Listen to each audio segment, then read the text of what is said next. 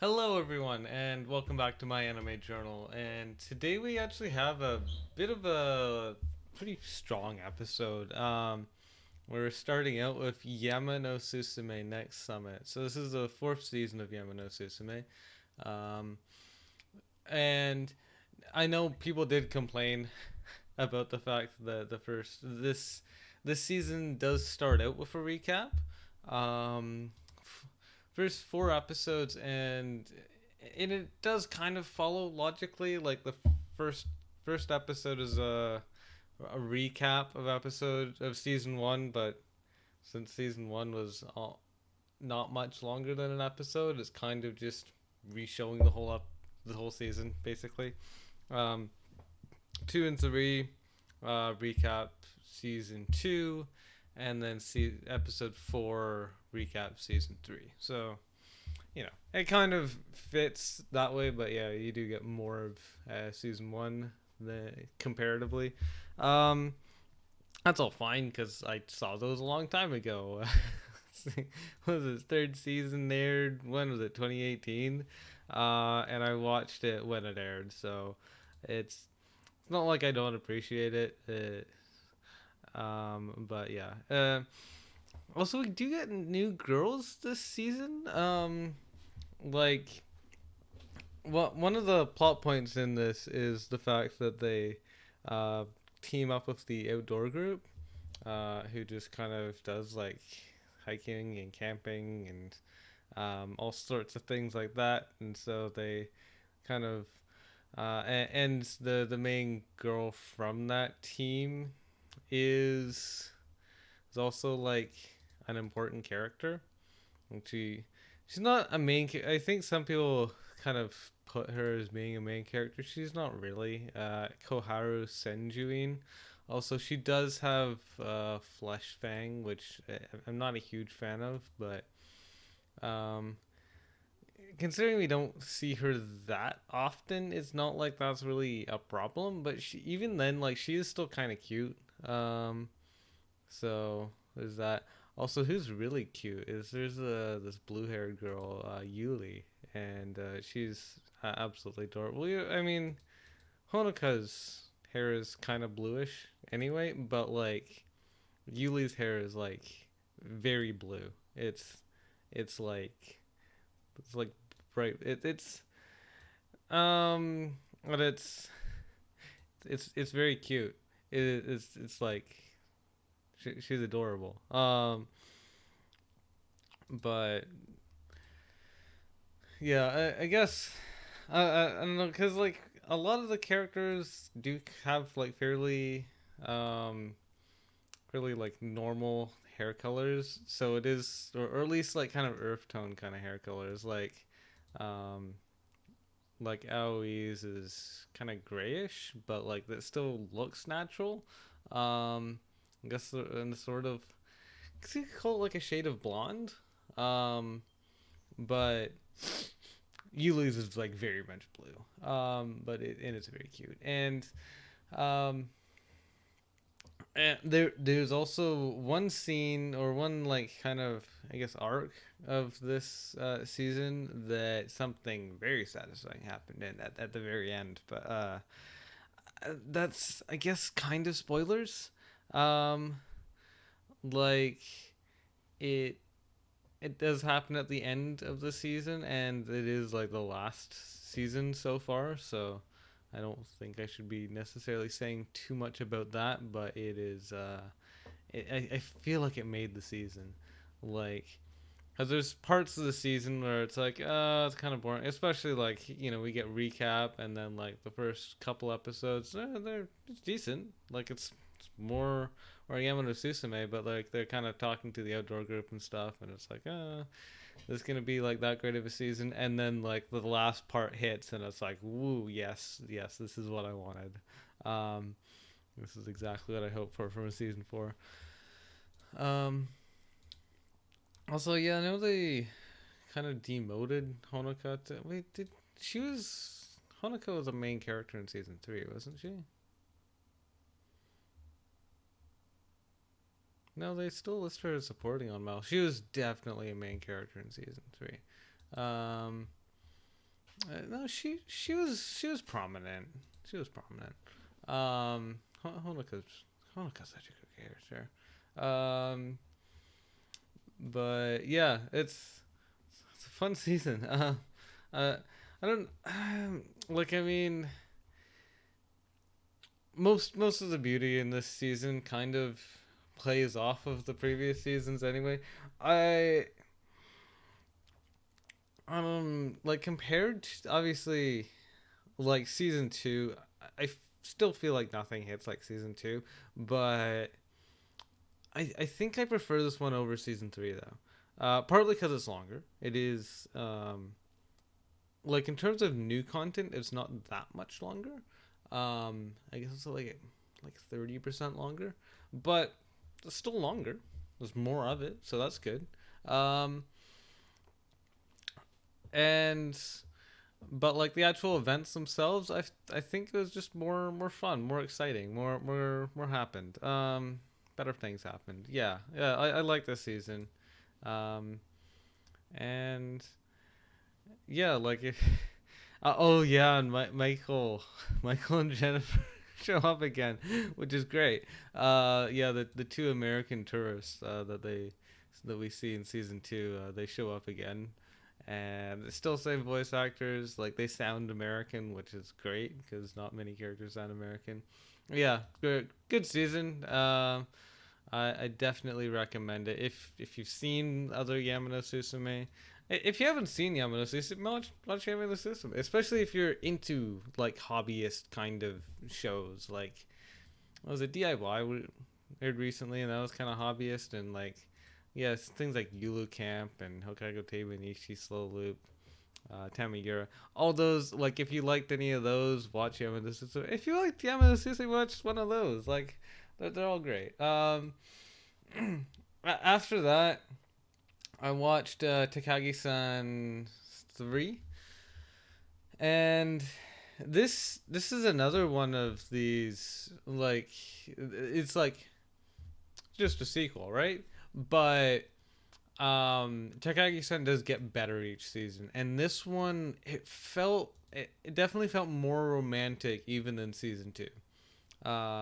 Season 1 just felt like kind of bland. Like season 1 was like very humor focused, and it wasn't even all that good of humor. It's like, but it's almost like season 1 is sort of almost like a kind of hurdle that you have to get through in order to get to the good stuff. Because season 3, it's actually like really romantic. Because season 2 is romantic. Like, he kind of it kind of went past like the humor stage where it's just a bunch of gag humor, him, this girl bullying him. And season 2, it kind of stepped up. It was like, no, it's not just this like silly gag humor. It's like this girl is in love with this boy, and her way of showing her love is to tease him. And then in this season, it's like all about both of them. Like, in fact, what's funny is that Nishikata, he's he's kind of a tsundere in this season. Like, you can tell that he does love her, but he kind of like holds it back, or he doesn't know how to confess properly, or he kind of doesn't believe in himself that he loves her, even though like he clearly does. um and like that's interesting to see. It's it's a fun dynamic that the two of them have. Also, in terms of spoilers, like, I'm not sure if you know this, but that there is a spin-off manga where they're married. So, it's not like the romantic progression is like a secret or anything. like they want to show us them being married. So, There's clearly it all works out. Um, but yeah, like they're they're really cute together, and I guess like personality wise, the fact that I guess both of them kind of have like funny ways of showing their love. Um, but Takagi seems like better at picking up on it. Like I think she can tell that he likes her. But he kind of has a harder time realizing that she likes him, and he also has a harder time realizing that he likes her. Um, so,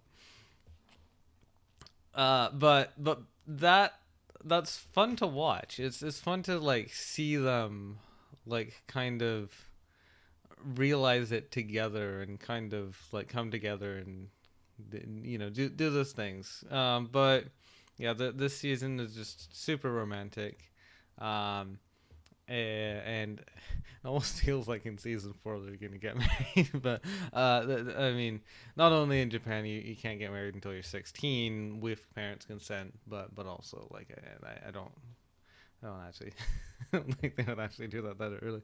But they totally start dating. They totally feel like they're romantically progressing, which is good. Like it's like the first season wasn't even romance, and yet already now like it's progressing faster than most like normal romance anime progress. So that's fun. And and then I saw Suzume.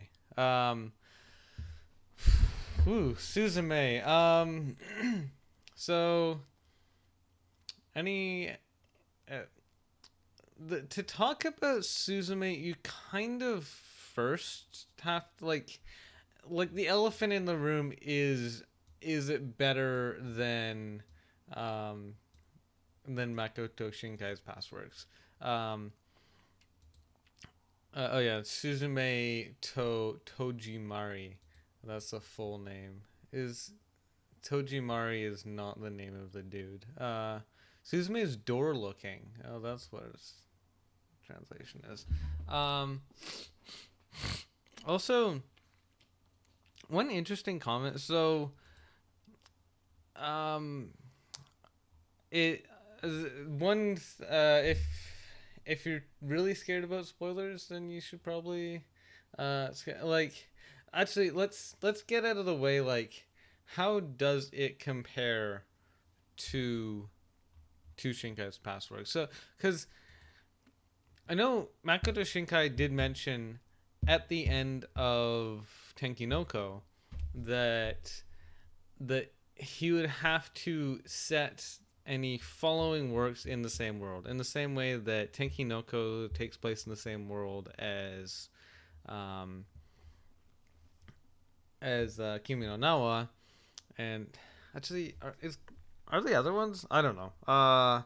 Like Hashi no Koe, that could take place in any world. It could take place in the world of K-On! Or the world of I don't know, Dragon Ball. It doesn't matter. It doesn't matter because it takes place way in the future. So it's irrelevant what anime it would take place inside of. But like something like Garden of Words could take place in the same universe as your name. Like, what does it matter? But because like so much happened at the end of Tenkinoko, that means that like the impact actually does impact this one. So if you've seen Tenkinoko, what happened at the end of Tenkinoko is actually a thing that has happened in the past of this anime. So they're dealing with problems caused by that event, but it's not like this one is like it is kind of a sequel, but you also don't have to watch Tenkinoko first to understand this one. But it would be helpful. Um, but you kind in a way you're kind of expected to. like that's kind of what people do. And I know, like, I saw this in theaters with a group of people, and the the first question anyone had about, like, we talked before watching the movie, and people would ask, um, have you seen his other movies? Like, that's the obvious question to ask. Um, but also, like, comparing it to the other movies, like, um, well, yeah. So, is it better? I liked this one. I honestly, personally, Kimi no Nawa, I wasn't like a huge fan of anyway. So I did like this one more. But I know some people said, oh, it's just not as good as Your Name. Which is fair. Um, Same with like Tenkinoko. Like I really liked Tenkinoko. Um, this one, like, obviously it has pretty art, it has cool visuals, it has great music. Actually, the music is really cool in this one. Like, they have the one of the guys that like drives them to a place. He like specializes his playlist for the event, and so he actually, it kind of like changes the music around in the car. And so, but the lyrics are always just super fitting to their situation in a way that it seems ridiculous. Like, how did he even find a song about the situation we're in?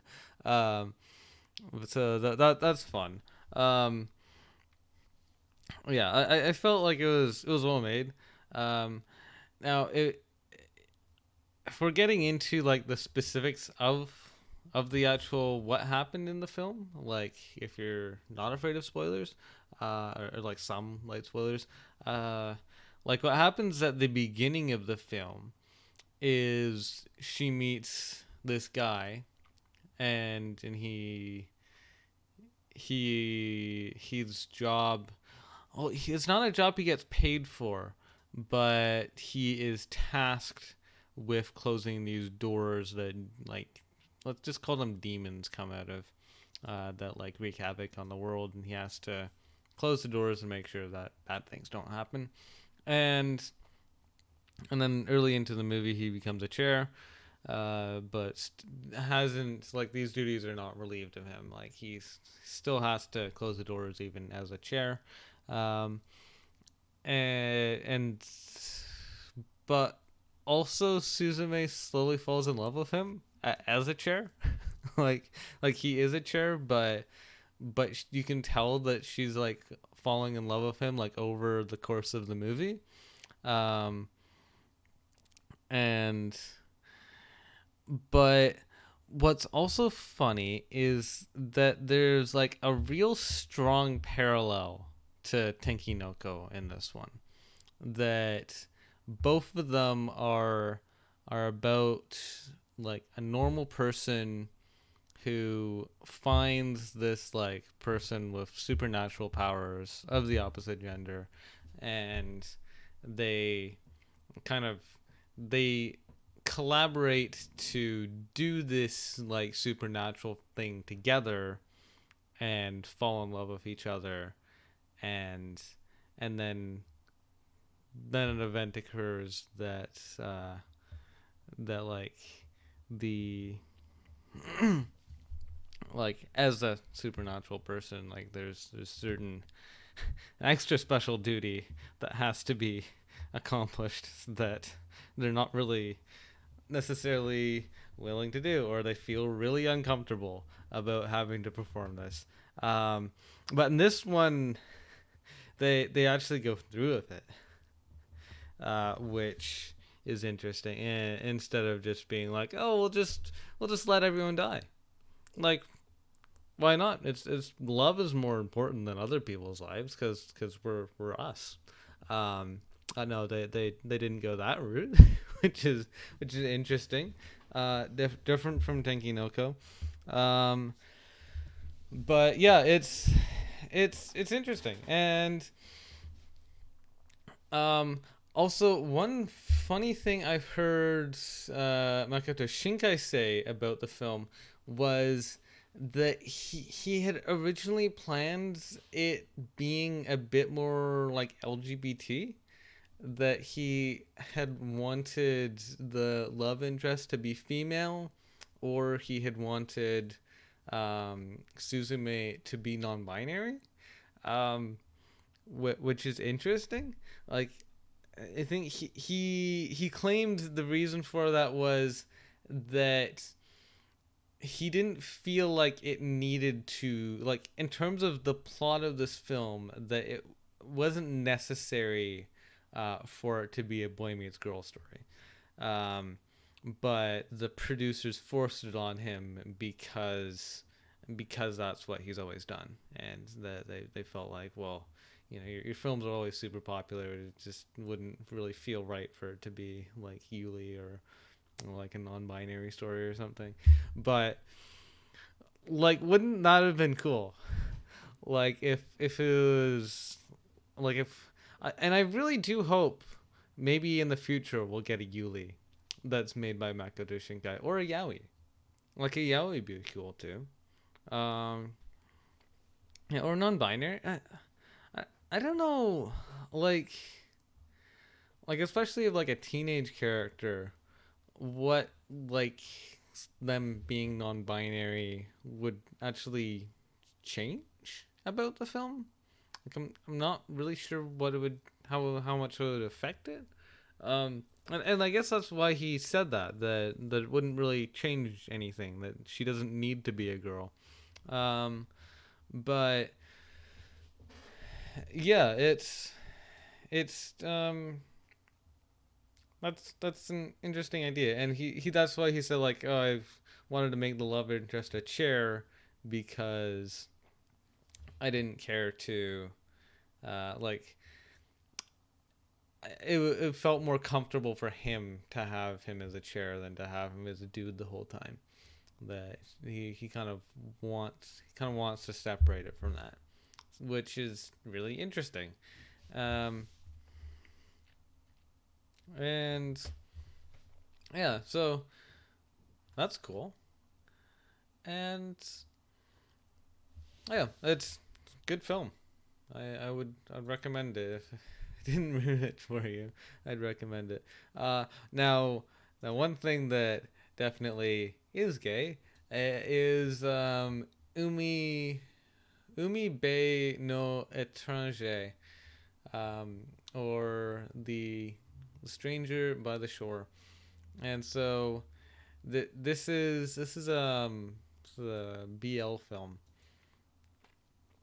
and it's definitely it's very much BL, and it's um yeah, they didn't hold back in terms of gender.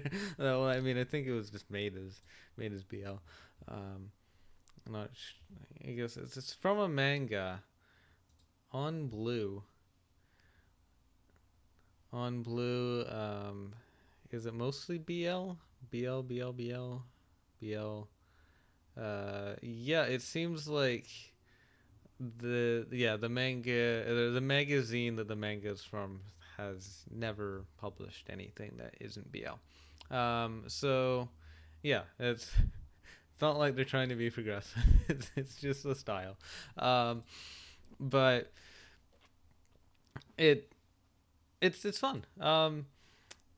And genuinely for BL, like I don't Blue Links. That's great. That's absolutely wonderful that this company would call themselves Blue Links, and and it's given mask.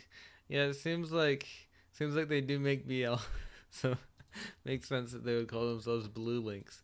Um, but yeah, see, but it's like two guys. Shun Hashimoto is an openly gay aspiring novelist, abandoned by his parents. Mio Shiba is a reserved orphaned high school student. Often, um, yeah,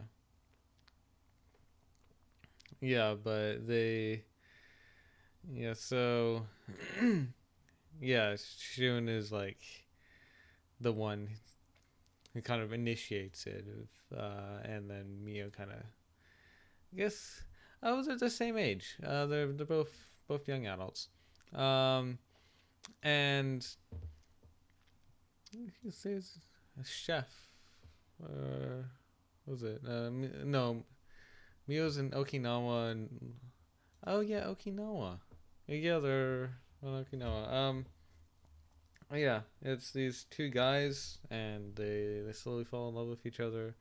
Um, and but yeah, it's cute. Um, yeah, and they have good chemistry and stuff, and um, character wise, um, I mean, they're both good characters. Can't can't remember a huge amount about them honestly, but yeah, I guess in terms of BL anime, it's pretty good, but like we don't get that many BL anime. Like when you look at, yeah, like say the manga, the fact that I don't know if any of the other manga from that magazine have actually been adapted, but like it just doesn't happen very often. Um, but yeah, it's a fun movie. I'd recommend it honestly, even if you're not into BL, even if you're, I guess if you're homophobic, then don't watch it. But like as just a romance anime, it's honestly pretty good. And and there are some spicy scenes in it, but like nothing like R18. Um, and yeah, it's a good movie. Um, and it's the last anime I'll be talking about today. Delicious Party Precure. Um, this is a long one. It's a long anime, but because it's Precure, it's not actually that dense in terms of things to talk about. It's mostly just cute. Um, it's it's delicious party because oh yeah, and what's kind of hilarious watching it when like thinking so much about Bochi the Rock recently is the fact that one of the characters, uh, Fua Kokone, um, so she's rich, and she has short blue hair. She wears tights under her skirt, and um, yeah, like so aesthetically, like there's just like a decent amount of parallels there between her and Rio from Bochi the Rock. Not like now personality wise, she's definitely not like reserved so much. Like yeah, she's not really reserved, but she is, I guess, like a little bit, partly just like from being rich, that she kind of, well, not really, because she's friendly. She makes friends with the main characters fairly quickly, and they're, but like I don't know, but there is just some parallels there. Um, Also, what's funny is that even though they're in middle school, she insists on wearing high heels to school. I don't know why, um, but I guess that's supposed to be because she's rich, that like she kind of has to dress fancy or something. But it still seems like a little, little excessive for middle school. Um, but yeah, she's cute. And obviously all main three. Oh yeah, this Precure only has or I guess it has four main girls.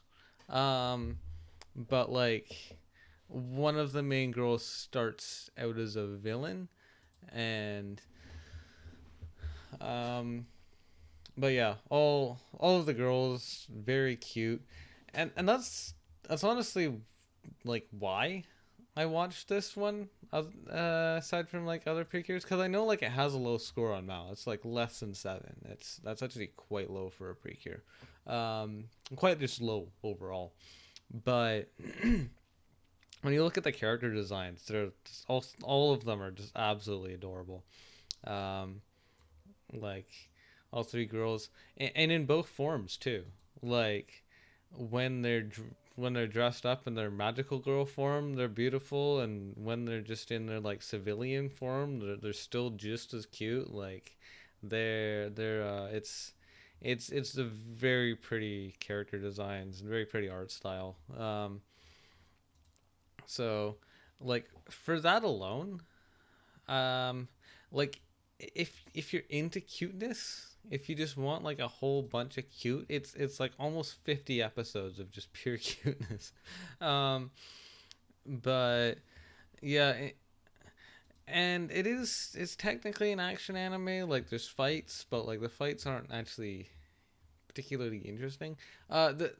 The actual storyline behind this one, like it's supposed to be it's delicious party.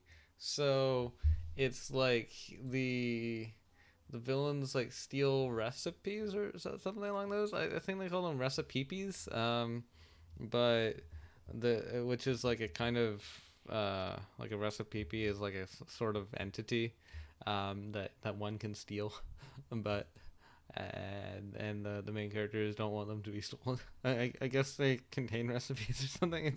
It's weird. Um, but yeah, I guess the villains are into cooking. The main characters are also into cooking. In fact, like I think, what was it the blonde one? What's her name? Ran. Um, she even says cute right in her description. 13-year-old cute second year of middle school. Um, but yeah, her family owns a ramen shop, and so she's into cooking that way. Um, and yeah, they're all into cooking, and including the villains, but they want to make sure that they like keep the recipe piece for themselves. No villain sharing the recipe piece. Um, but yeah, and yeah, that's um, it's kind of it. Like like when you kind of get past the cuteness, there like the actual story isn't that strong. The characters, like the personality wise, uh they're good. They're not like that particularly interesting characters. They're it's more cuteness essentially. Like the characters are very like very innocent and have very cute thoughts, and they they're good friends, and overall yeah, like they're not that deep of characters, but they're just fun to be around. And um yeah, and it is fairly episodic, like a lot of it just like each episode kind of doesn't really flow into the next. They kind of are fairly separate, but it's really cute. um so if that's important to you, then I'd recommend it. How does it compare to other Precures? um I I I wouldn't say it's one of the better ones. I I would say it's better than like say like what was it? Oh yeah, cuz so this one's more about savory cooking. Whereas say we already had Kila Kila Precure a la mode that was more about sweets.